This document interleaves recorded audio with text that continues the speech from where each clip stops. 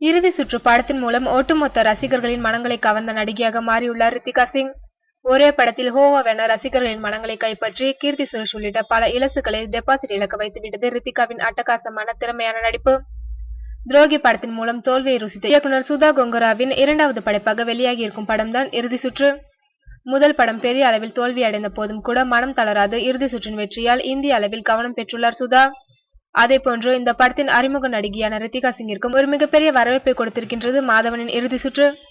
இறுதி சுற்று படத்தின் வெற்றியால் இப்படத்தில் இடம் பிடித்த அனைவரும் ஒரே நாளில் வெளிச்சத்திற்கு வந்துவிட்டனர். தமிழ் சினிமாவை பொறுத்தவரை பாக்ஸிங் பற்றிய கதைகள் இதுவரை பெரிய அளவில் வந்ததில்லை.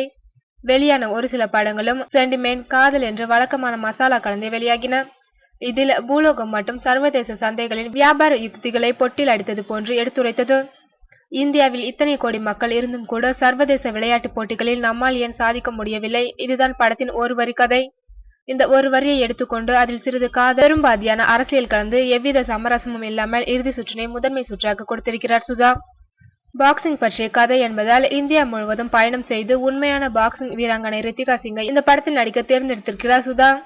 2009ஆம் ஆண்டு நடந்த ஆசிய உள்ளரங்க விளையாட்டுப் போட்டிகளில் கலந்து கொண்டவர் ரித்திகா சிங் என்பது குறிப்பிடத்தக்கது. ரித்திகா சிங்கின் இயல்பான நடிப்பை பார்க்கும் பலரும் இவரை ஒரு தேர்ந்த நடிகையாகவே கருதுகின்றனர்.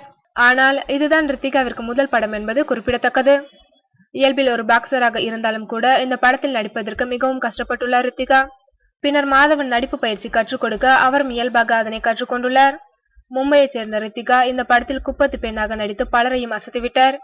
இந்த காட்சிகள் உண்மையிலேயே இருக்க வேண்டும் என்பதற்காக சென்னையில் சுனாமி பாதித்த பகுதிகளில் படப்பிடிப்பை நடத்தியுள்ளனர். நடிகர்கள் பெரிய நடிகர்களின் ரசிகர்களாக நடிப்பது ஃபேஷன் ஆகிவிட்டது. அதே போல இந்த படத்தில் தனுஷின் ரசிகையாக நடித்துள்ளார் ரித்திகா.